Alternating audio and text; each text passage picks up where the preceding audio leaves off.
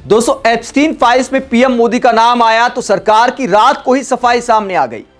विदेश मंत्रालय के प्रवक्ता ने एप्स्टीन फाइल्स में पीएम मोदी का नाम आने पर क्या बयान दिया है, आगे आपको दिखाएंगे। पहले आपको बताते कि एप्स्टीन फाइल्स आखिरकार हैं क्या।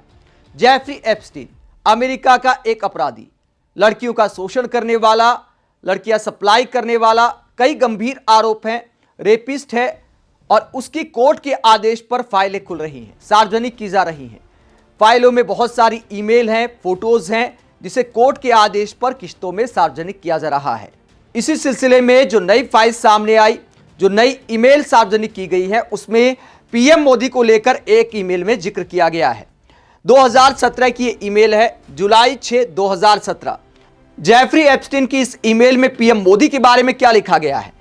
द इंडियन प्राइम मिनिस्टर, भारतीय प्रधानमंत्री मोदी ने यूएस के प्रेसिडेंट के फायदे के लिए, उस वक्त डोनाल्ड ट्रंप प्रेसिडेंट थे, तो लिखा गया है कि इंडियन प्राइम मिनिस्टर मोदी ने यूएस प्रेसिडेंट के फायदे के लिए इजराइल में डांस किया, गाया और इसने काम किया। उन्होंने कुछ हफ्ते पहले मुलाकात भी की थी, इसने काम किया, यह लिखा गया है। तो जेफरी एप्स्टीन दावा करते हैं कि पीएम मोदी ने एडवाइस ली, नाचा और गाया इजराइल में यूएस प्रेसिडेंट के फायदे के लिए। अब इन शब्दों का जब इस्तेमाल सामने आया, ये ईमेल सार्वजनिक हुई, तो उसके बाद भारत की राजनीति में खलबली मच गई। शाम के बाद ट्वीट होने लगे, एक के बाद एक विपक्षी नेता पीएम मोदी पर टारगेट करने लगे। तो विदेश मंत्रालय को रात को ही बयान देना पड़ा, प्रेस स्टेटमेंट देनी पड़ी, मीडिया के सामने आना पड़ा। और क्या बयान दिया विदेश मंत्रालय के प्रवक्ता ने, आगे आपको दिखाएंगे। पहले विपक्षी नेता इस बात को लेकर क्या कहते हैं, जरा सुनिए। सुप्रिया स्नेत क्या कहती हैं। शर्मनाक है, इसका अंदाजा आप खुद लगाइएगा जो कुछ बातें मैं अगले कुछ मिनटों में कहने जा रही हूं। एप्स्टीन फाइल्स में अब भारत के प्रधानमंत्री नरेंद्र मोदी का नाम आ गया है। अमेरिका के सीरियल रेपिस्ट, बाल यौन शोषण के अपराधी, मानव तस्करी के अपराधी जेफरी एप्स्टीन ने 9 जुलाई 2017 को एक मेल में लिखा, The Indian Prime Minister Modi took advice and danced and sang in Israel for the benefit of the US President. They had met a few weeks ago. It worked. मतलब Epstein का साफ कहना है कि नरेंद्र मोदी ने मुझसे सलाह ली और अमेरिकी राष्ट्रपति के किसी फायदे के लिए इजराइल में जाकर नाचे और गाए और ये काम कर गया। कुछ तारीखें सुनिएगा। प्रधानमंत्री मोदी 4 से 6 जुलाई 2017 के बीच इजराइल के दौरे पर थे और एप्स्टीन ने यह मेल उसके ठीक 3 दिन बाद लिखा। इजराइल दौरे से पहले 25 से 26 जून 2017 में मोदी अमेरिकी राष्ट्रपति ट्रंप से मिलने अमेरिका गए थे। इन कड़ियों को जोड़िए तो समझ में आता है कि मोदी जून 2017 में अमेरिका गए, वहां एप्स्टीन की सलाह ली और इसके एक हफ्ते बाद 4 से 6 जुलाई वो इजराइल पहुंचे, जहां पर सलाह के मुताबिक वो नाचे गाए और उनका काम हो गया। मतलब साफ है कि प्रधानमंत्री मोदी का जेफरी एप्स्टीन के साथ एक गहरा और शायद पुराना नाता है, जो भारत के लिए शर्मनाक है। भारत जो दुनिया में नैतिकता की, गरिमा की, प्रतिष्ठा की धुरी है, उसको आपने तार तार कर दिया। और अब आप चुप नहीं रह सकते, आपको जवाब देना होगा कि जेफरी एप्स्टीन जैसे दुष्चरित्र और घिनौने आदमी से आपका रिश्ता कैसे है। आप ऐसे आदमी से किस बात की सलाह ले रहे थे? आप अमेरिकी राष्ट्रपति के कौन से फायदे के लिए इजराइल में नाच और गा रहे थे? और एप्स्टीन ने जो अंत में लिखा है, इट वर्क्ड, इसका क्या मतलब है? आपको इस बात का जवाब इसलिए देना पड़ेगा क्योंकि देश आपसे जवाब मांग रहा है। एक ऐसे व्यक्ति से आपका संबंध होना, जेफरी एप्स्टीन आपकी बातों का खुलासा कर रहा है, ऐसे व्यक्ति से आपका रिश्ता होना, यह कैसे मुमकिन है? हम तमाशबीन नहीं बने रह सकते, आप चुप नहीं रह सकते, आपको जवाब देना होगा। जेफरी एप्स्टीन से आपका क्या रिश्ता है?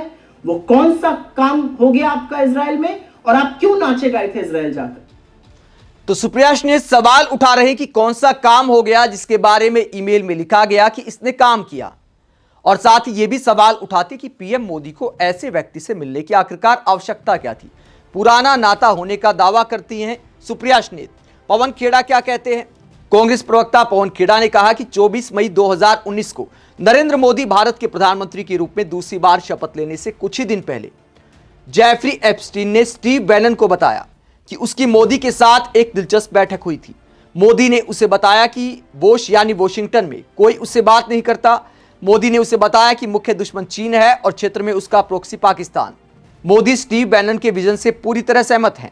स्टीव बैनन को मोदी से मिलना चाहिए और एप्स्टीन इसे सेट कर सकता है। इस वार्तालाप के कुछ प्रासंगिक सवाल उठते हैं। 2019 चुनाव से ठीक आसपास मोदी एक बदनाम अमेरिकी जेफरी एप्स्टीन से क्यों मिल रहे थे? जब वोश यानी वॉशिंगटन में कोई उनसे बात करने की परवाह ना करता हो तो मोदी द अमेरिका के साथ अपनी दोस्ती के बारे में देश से झूठ क्यों बोल रहे थे? गलवान संकट के 1 साल बाद ही उन्होंने अपने मुख्य दुश्मन चीन को क्लीन चिट क्यों दे दी? अमेरिकी मीडिया, कार्यकारी राजनीतिक रणनीतिकार पंडित स्टीव बैनन के किस विजन से मोदी सहमत हैं? क्या बैनन और मोदी के बीच ये प्रस्तावित बैठक हुई? इसमें क्या चर्चा हुई? अमेरिकी न्याय विभाग की वेबसाइट पर दस्तावेज का लिंक। तो जेफरी एप्स्टीन की ईमेल के अलावा स्टीव बैनन से मुलाकात को लेकर भी पवन खेड़ा सवाल खड़े करते हैं कि पीएम मोदी ने ऐसा क्यों कहा कि वॉशिंगटन में उनसे कोई बात नहीं करता, यानी अमेरिकी सरकार ने पीएम मोदी को ज्यादा भाव नहीं दिया। यह कहने का यहां पर मतलब है पवन खेड़ा का। इसके अलावा पवन खेड़ा क्या कहते हैं? यह पूरे राष्ट्र के लिए शर्म की बात है कि जेफरी एप्स्टीन अमेरिका का एक सजायाफ्ता मानव तस्कर, बाल यौन अपराधी, सीरियल रेपिस्ट। उसने लिखा कि प्रधानमंत्री नरेंद्र मोदी ने उसकी सलाह ली और इजराइल में अमेरिकी राष्ट्रपति के लाभ के लिए नाचे गाए। वो कुछ हफ्ते पहले ही मिले थे और इससे काम किया। भारत के प्रधानमंत्री की इस बदनाम व्यक्ति से इतनी निकटता और उनके निर्णय लेने की क्षमता, पारदर्शिता, राजनयिक शिष्टाचार पर इससे गंभीर सवाल खड़े होते हैं। अब ये साफ हो चला है कि प्रधानमंत्री के जेफरी एप्स्टीन के साथ सीधे और एसएमएस संबंध थे, जिसकी कुख्यात अभिजात क्लाइंट्स की सूची ने पूरी दुनिया में तब से तूफान मचा दिया है जब से एप्स्टीन फाइलें जारी होना शुरू हुई थी। एप्स्टीन और नरेंद्र मोदी के बीच ये संबंध अक्षम्य है और ये राष्ट्र गरिमा और अंतर्राष्ट्रीय प्रतिष्ठा से जुड़ा ऐसा मामला है जो प्रधानमंत्री से तत्काल जवाबदेही की मांग करता है।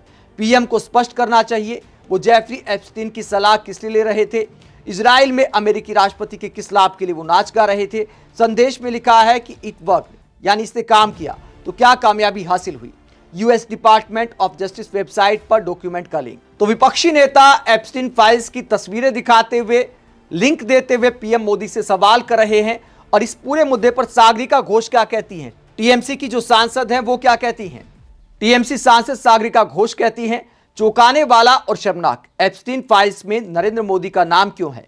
मोदी ने सलाह ली और अमेरिकी राष्ट्रपति के फायदे के लिए इजराइल में नाचे और गाए, इसका क्या मतलब है? सरकार को इस पर स्पष्टीकरण देना चाहिए। क्या गोदी मीडिया हमेशा की तरह चुप रहेगा? तो टीएमसी सांसद सागरिका घोष सवाल उठाती। तमाम विपक्षी दलों के प्रवक्ता इस मुद्दे पर पीएम मोदी को टारगेट कर रहे हैं। जब विपक्ष ने मुद्दा बनाया, टीवी पर ना सही लेकिन सोशल मीडिया पर छा गया, तो सरकार की तरफ से भी बयान सामने आया है। विदेश मंत्रालय के प्रवक्ता रणधीर जायसवाल ने यह बयान जारी किया और क्या कहा इस बयान में? ट्वीट किया उन्होंने, अपना वीडियो भी ट्वीट किया है और साथ में मीडिया के सामने आते हुए कहा, हमने तथाकथित एप्स्टीन फाइल्स के एक ईमेल संदेश से जुड़ी खबरें देखी हैं जिसमें प्रधानमंत्री और उनकी इजराइल यात्रा का संदर्भ है। जुलाई 2017 में प्रधानमंत्री की आधिकारिक इजराइल यात्रा के तथ्य के अलावा ईमेल में दिए गए बाकी संकेत एक सजायाफ्ता अपराधी की घटिया बकवास से ज्यादा कुछ नहीं है, जिन्हें घोर तिरस्कार के साथ खारिज किया जाना चाहिए। तो विदेश मंत्रालय ने उनकी बात को खारिज कर दिया और सिर्फ ये माना कि जुलाई 2017 में पीएम मोदी इजराइल गए थे। इस तथ्य के अलावा सब बकवास से दावा किया गया है। हालांकि दोस्तों, वो ईमेल 2017 का है, अचानक किसी ने वो ईमेल नहीं लिखा है। एप्स्टीन फाइल्स में जो जेफरी एप्स्टीन के बाकी ईमेल हैं, उन्हीं में से वो एक ईमेल है। तो 2017 के उस ईमेल को मोदी सरकार के विदेश मंत्रालय के प्रवक्ता ने बकवास बताया है।